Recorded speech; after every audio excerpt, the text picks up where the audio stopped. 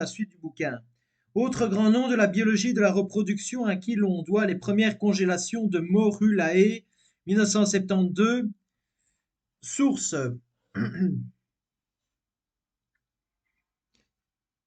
Wintingham D. Lebo S.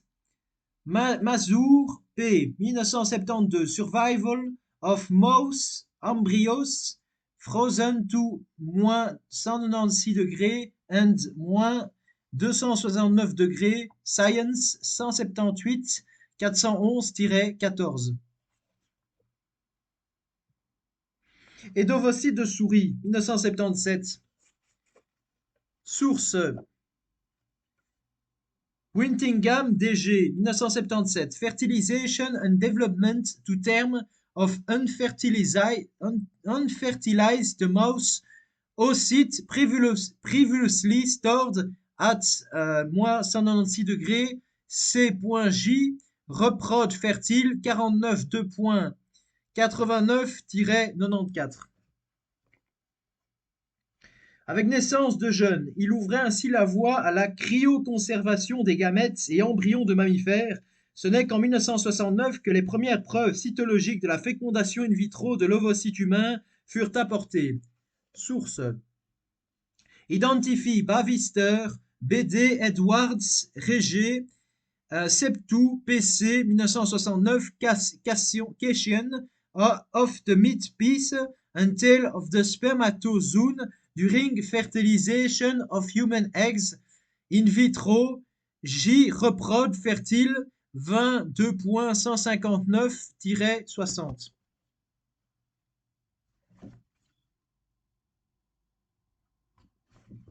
Et il fallut encore attendre une décennie pour que soit décrites les premières FIV chez les animaux de ferme, vaches, porcs, chèvres, moutons, et 2 décennies pour qu'il en soit de même chez le cheval. Au Congrès international de Vienne sur la FIVette, en avril 1986, de nombreux embryologistes étaient sollicités de présenter l'état de leurs travaux chez l'animal. Parmi eux, S.M. Willardson, mouton, en fusionnant les embryons des 2 espèces obtenus 3 agneaux par la technique du clonage. Ce scientifique, au cours d'une discussion quelques années plus tôt, avait déclaré « Donnez-moi un œuf de souris et un œuf humain, si je le veux, je vous fabrique une chimère ». Une des grandes réussites de l'INRA, Institut national de la recherche agronomique, la transplantation d'embryons chez les bovins. Il s'agit de faire produire de nombreux ovules par une vache de haute qualité génétique, inséminés avec le sperme d'un taureau sélectionné. Quand plusieurs embryons sont développés, après quelques jours, ils sont recueillis par lavage de l'utérus. Il ne reste plus qu'à les distribuer individuellement dans l'utérus de plusieurs vaches de qualité ordinaire qui jouent le rôle de porteuses jusqu'à la naissance des veaux de qualité exceptionnelle. Pour des raisons médicales, la même méthode vient d'être appliquée à l'espèce humaine. Pour la première fois dans le monde, en 1994, une équipe anglaise fit la sélection du bon embryon non malade. Lors d'une fécondation in vitro, il s'agit d'analyser les gènes des œufs humains fécondés in vitro afin de choisir l'embryon à réimplanter. Cette démarche appelée diagnostic préimplantatoire, DPI, est pratiquée pour éviter la mucoviscidose pour le descendant d'un couple à risque ayant déjà eu un enfant atteint. Cette première, menée par Alan H. Handyside du Hammersmith Hospital de Londres, réussit. L'enfant obtenu est indemne de la maladie. La reproduction artificielle est en marche en France en 2015. 145 255 tentatives d'AMP ont eu lieu, aboutissant à la naissance de 24 839 enfants, correspondant à un taux de succès de 17,1%. Toutes méthodes confondues, en moyenne, il y aura fallu créer 18 embryons pour une naissance. De nos jours, un enfant sur 32 n'est pas conçu lors d'une relation sexuelle, mais par l'intermédiaire d'une technique d'AMP. Source.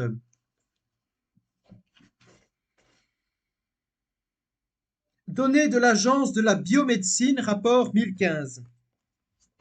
En mettant d'emblée l'accent sur la technique qu'est la FIV, on change la portée d'entrée et l'intitulé qui figure au-dessus. On parle donc d'in vitro fertilization, d'IVF et non d'AMP. La FIVED crée ou aggrave certaines misères, en particulier celles des couples pour lesquels l'échec persiste malgré le renouvellement des tentatives. Il y a quelque chose d'immoral dans l'expression statistique des succès. La FIVET, Fecondation in vitro et transfert d'embryons, offre désormais dans certains pays des œufs à la carte avec sexe et conformité aux normes garanties par le laboratoire. De grandes méthodes mettent en place un eugénisme négatif. Celle qui passe au crible l'embryon in vitro, avec notamment le diagnostic préimplantatoire DPI, et celle qui scrute le fœtus dans le sein maternel et s'englobe dans le diagnostic prénatal DPN. L'eugénisme positif, lui, se décrit comme celui qui vise à la naissance d'enfants selon certains critères perçus comme étant avantageux, qu'ils soient médicaux ou non. Le DPI a été permis par la FIV qui donne accès à l'embryon. Pour le mettre en œuvre, il est nécessaire de commencer par un cycle de FIV depuis la stimulation hormonale de la femme jusqu'à la ponction ovocytaire. Dans le cadre du DPI, la stimulation ovarienne doit permettre d'assurer l'obtention d'un grand nombre d'ovocytes puis d'embryons pour pouvoir les analyser et en obtenir au moins un qui soit exempt de l'anomalie recherchée. À ce stade, un tiers des tentatives est annulé en raison d'une mauvaise réponse à la stimulation, puis le DPI consiste à créer un petit orifice au niveau de l'enveloppe qui entoure l'embryon pour prélever une ou deux cellules pour procéder à leur analyse génétique. Ce prélèvement n'a aucune incidence connue sur le développement de l'embryon, qui continue alors sa croissance in vitro. En France, le DPI est encadré par la loi bioéthique et son usage est encore relativement restreint. Le DPI ne met pas à l'abri d'erreurs, en particulier lorsque des cellules ayant un génome différent coexistent mais dans le même embryon, une situation appelée mosaïcisme. Le résultat de l'examen sera différent si la cellule prélevée est normale ou si elle est anormale. Une grossesse consécutive à un DPI fait alors l'objet d'un suivi en diagnostic prénatal DPN plus approfondi qu'une grossesse classique et peut conduire à une interruption médicale de grossesse, parfois pour des raisons extérieures à celles recherchées en première instance. Dans le DPI, la banalisation du DPI devient logique. Le diagnostic préimplantatoire, c'est une promesse d'eugénisme discret, consensuel et à grande échelle. Source: Jacques Testard. L'humanisme peut-il faire reculer l'eugénisme? Entretien croisé avec Jean-Marie Le Menné, Revue des Deux Mondes, septembre 2014. Dans le diagnostic prénatal, les deux étapes de diagnostic et d'éventuelles éliminations de fœtus sont distinctes. Les couples demeurent libres d'accueillir l'enfant attendu. Dans le DPI, ce temps de réflexion disparaît. Un embryon suspect d'avoir des défauts génétiques ou chromosomiques ou d'être porteur du sexe non désiré ou de qualité non voulue est éliminé d'office. Le texte publié par le ministre de la Santé en juillet 2004, qui restreignait les interventions sur l'embryon à celles du type observationnel, I.E. empêchait a priori le DPI, a été annulé pour excès de pouvoir en 2008. Il a été remplacé, décret du 11 avril 2008, par un texte supprimant la restriction et étendant la PMA aux couples atteints de maladies comme le VIH et l'hépatite. Dépistage préimplantatoire, DPI, dépistage prénatal, DPN.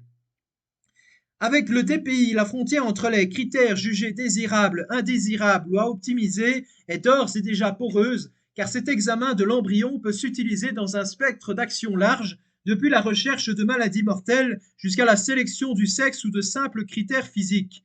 L'absence de strabisme, couleur des yeux.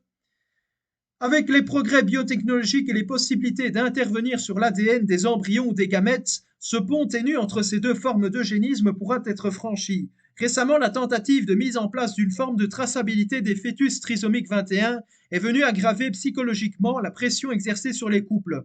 On peut se demander quelles seront les prochaines anomalies qui seront traquées de la sorte. En France, actuellement, 96% des parents qui sont porteurs d'un enfant trisomique choisissent l'interruption de grossesse. C'est un pourcentage qui est extrêmement élevé, sans doute plus élevé que dans d'autres pays, et qui pose la question du déficit de temps dans la prise de décision. À l'inverse, d'autres utilisent le DPI pour conserver un handicap. Le double DPI a été introduit à titre expérimental dans la loi en 2004, article L 2131-4-1 du Code de la santé publique. Cette forme de DPI permet à la fois de concevoir un enfant indemne d'une maladie génétique familiale et de soigner un aîné malade grâce aux cellules souches je vais y arriver, hématopoïétique, prélevé à partir du sang du cordon ombilical de l'enfant à sa naissance. Ce procédé nécessite 2 étapes, un DPI pour s'assurer que l'embryon n'est pas porteur de maladie, choix négatif, puis un typage HLA permettant d'identifier parmi les embryons non porteurs ceux qui seront compatibles sur le plan immunologique avec le frère ou la sœur déjà atteint par cette maladie, choix positif. Les embryons compatibles déjà réimplantés en priorité, cette compatibilité permettant la réalisation d'une greffe de cellules hématopoïétiques pouvant soigner l'aîné, ces enfants à naître pour soigner leurs frères ou sœurs sont nommés les bébés médicaments. L'Agence de biomédecine délivre les autorisations au cas par cas sur demande des professionnels de santé après consentement écrit des 2 parents. Le couple réitère son consentement écrit après l'autorisation et peut le révoquer à tout moment. Cette double sélection est réservée au traitement de maladies génétiques graves qui nécessitent une greffe de moelle osseuse lorsqu'aucun donneur compatible n'a été trouvé. Exemple des enfants atteints d'anémie de Fanconi. Il existe des différences notables dans les conditions de mise en œuvre du DPN et du DPI. Le DPI est réservé aux maladies génétiques transmissibles alors que le DPN concerne toute affection détectable in utero. Au moyen de différentes techniques, y compris échographiques, le DPN peut être planifié avant la grossesse mais aussi décidé au cours de celle-ci.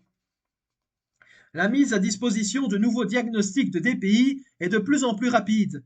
Ainsi, pour le seul centre de DPI de Strasbourg en 2008, 120 méthodes de détection correspondant à 36 pathologies avaient été mises au point et 20 à 22 nouveaux tests diagnostiques étaient en cours de validation. Source: données citées par le professeur Stéphane Viville, chef du service de biologie de la reproduction au CHU de Strasbourg, audition du 16 septembre 2008. Les progrès de diagnostic génétique pourraient permettre à terme de repérer chez l'embryon non seulement la présence d'une maladie, mais aussi celle de prédisposition génétique à une maladie donnée. Comme pour les tests génétiques chez les adultes, CF.infra, la médecine prédictive chez l'embryon permet de détecter de plus en plus souvent des prédispositions et non la présence certaine d'un handicap ou d'une pathologie. Le développement des possibilités de dépistage pose la question de savoir s'il est légitime que les conditions du DPI demeurent plus strictes que celles du DPN. Ces différences d'encadrement législatif empêchent de détecter certaines affections dans le cadre du DPI avant le transfert in utero, exemple trisomie 21, pour les femmes de plus de 35 ans, mais permet d'y procéder après dans le cadre d'un DPN alors que la grossesse est en cours. Cela peut ainsi conduire à des interruptions médicales de grossesse dans des situations où la réalisation des analyses dans le cadre du DPI aurait conduit à ne pas implanter l'embryon à l'inverse. Tout assouplement du DPI induit des risques supplémentaires d'eugénisme. Près de 10% des DPI pratiqués aux États-Unis seraient utilisés pour choisir le sexe de l'enfant. Au Royaume-Uni, le DPI est systématiquement proposé à toutes les femmes de plus de 35 ans recourant à une assistante médicale à la procréation. Le DPN est autorité dans toute l'Europe, à l'exception de l'Irlande, où 8 pays n'ont pas de législation en la matière. Il existe cependant des différences entre les États. Par exemple, en Pologne, la date limite pour un DPN est de 22 semaines. À Malte, le Comité des affaires sociales du Parlement a précisé dans son rapport de 2005 que le DPN devrait être autorisé uniquement pour des affections pour lesquelles des options thérapeutiques existent. Cependant, tous les pays interdisent le DPN à des fins non médicales. Choix du sexe par exemple. Selon l'Église catholique, le diagnostic prénatal devrait avoir pour finalité la prise en charge médicale des anomalies détectées. Il faut un changement de regard sur le handicap.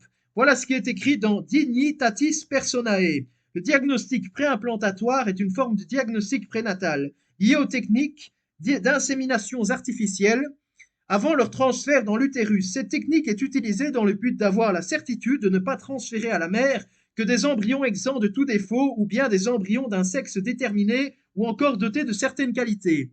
Alors que dans les formes de diagnostic prénatal, la phase diagnostique est bien séparée de la phase d'éventuelles éliminations du fœtus et que dans cet intervalle, les couples demeurent libres d'accueillir l'enfant malade. Le diagnostic préimplantatoire précède ordinairement l'élimination de l'embryon suspect d'avoir des défauts génétiques ou chromosomiques ou de l'embryon porteur d'un sexe non désiré ou de qualité non voulue. Ce diagnostic toujours associé à la fécondation artificielle, qui est déjà intrinsèquement illicite, vise en réalité une sélection qualitative avec pour conséquence la destruction des embryons, ce qui se traduit par une forme de pratique abortive précoce. Le diagnostic préimplantatoire est donc l'expression de cette mentalité eugénique qui accepte l'avortement sélectif pour empêcher la naissance d'enfants affectés de différents types d'anomalies. Une pareille mentalité est ignominieuse, est toujours répréhensible, parce qu'elle prétend mesurer la valeur d'une vie humaine seulement selon des paramètres de normalité et de bien-être physique, ouvrant ainsi la voie à la légitimation de l'infanticide et de l'euthanasie. Voilà, à très bientôt pour une prochaine vidéo.